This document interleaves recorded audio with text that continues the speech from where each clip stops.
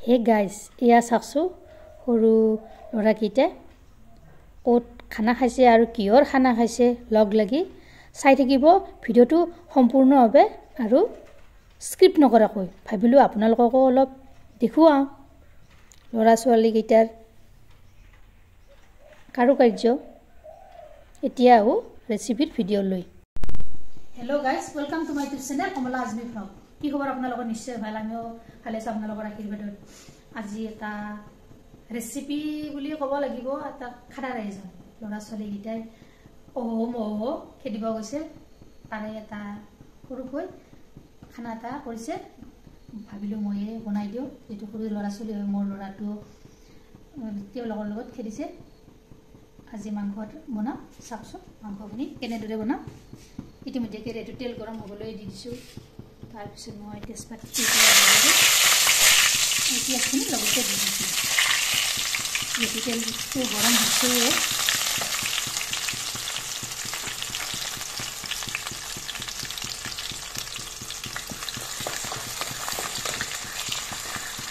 পিঁয়াজখিনি অলপ ৰং চঙোৱা হ'বলৈ দিম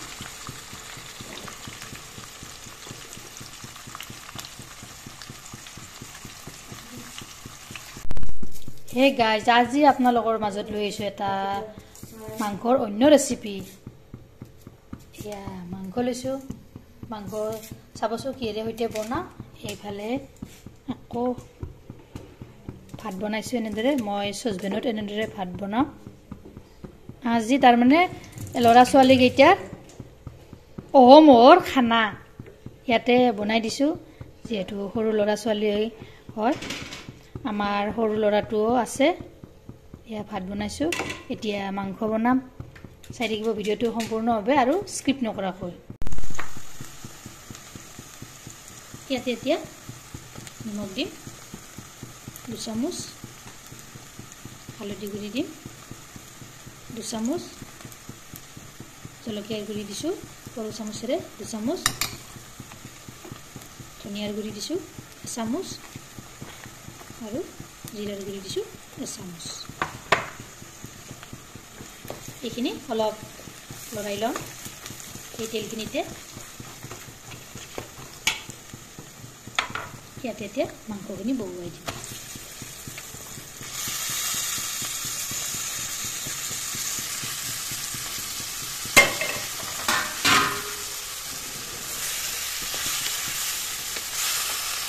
মাংসখিনি তল ওপৰ কৰি এনেদৰে লৰাই দিয়ে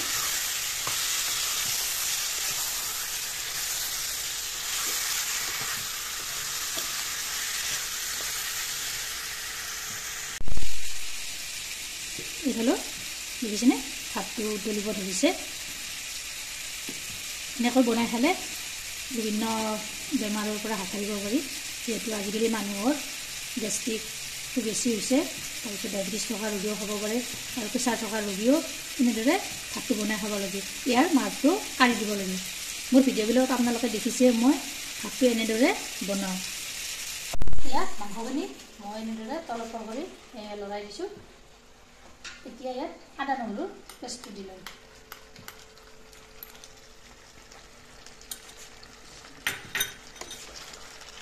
এইখিনিও এনেদৰে তল ওপৰ কৰি লৰাই দিম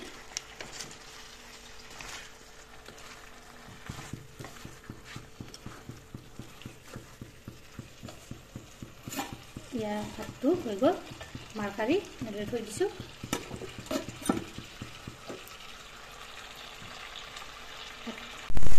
ইয়াতে এতিয়া পানী দিম মই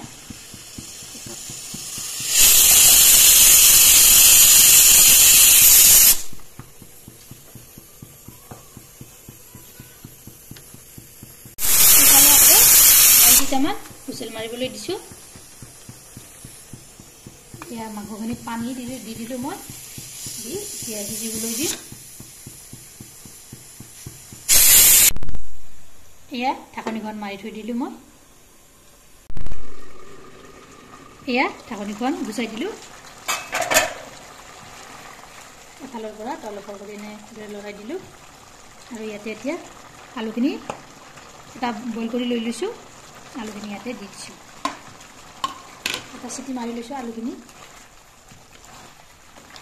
এতিয়া মাংসখিনি ভাঙি নাযায় এটা চিটি মাৰি ল'লে এইফালে আলুখিনিও ধুনীয়াকৈ সিজি যায় আৰু মাংসখিনিও ধুনীয়া হৈ থাকে ভাঙি নাযায় ঢাকনিখন এনেদৰে মাৰি থৈ দিলোঁ আৰু 5 মিনিট সময়ৰ কাৰণে এতিয়া ঢাকনিখন গুচাই দিছোঁ এনেদৰে অলপ কৰি লগাই দিছোঁ যিহেতু মাংস আৰু আলুখিনি সিজি আছে ইয়াতে এতিয়া পানী অলপ দিম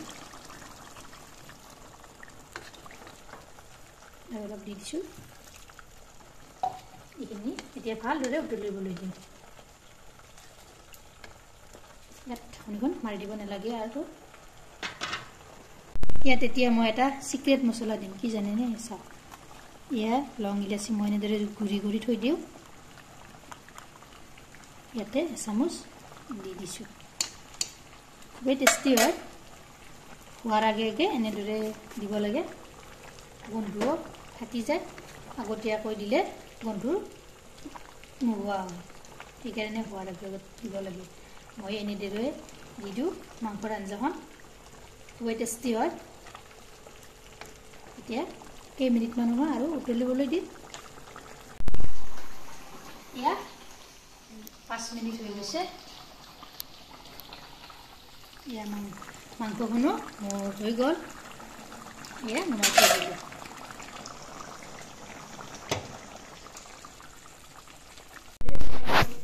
এয়া আমাৰ ভাইটিহঁতে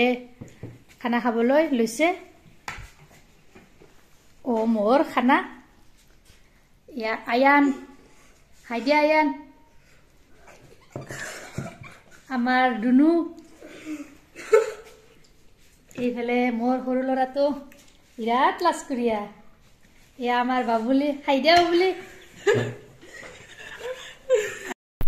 এয়া সৰু ল'ৰাকেইটাক মই এনেদৰে ভাত খাবলৈ দি দিলোঁ